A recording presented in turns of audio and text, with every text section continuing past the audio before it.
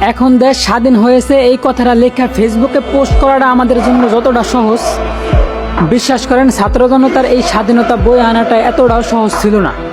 পুলিশের গুলির আওয়াজে দরজা বন্ধ করে ঘরের মধ্যে বসে থাকাটা আমাদের জন্য যতটা সহজ ছিল, বিশ্বাস করেন রাজপথে থাইকা নিজের অধিকারের দাবিতে জীবন দেওয়াটা ছাত্র ভাইদের জন্য এতটাও সহজ ছিল না। তাই এই স্বাধীনতা ছাত্র জনতা আর সাধারণ মানুষের, কোনো নির্দিষ্ট দলের না।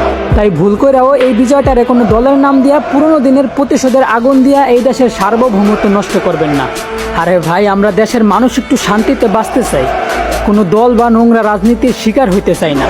আর তাই আমাদের চাওয়া এই দেশটারে শাসন করুক কোনো যোগ্য বীর পুরুষ, কোনো নারী অথবা কাপুরুষ না।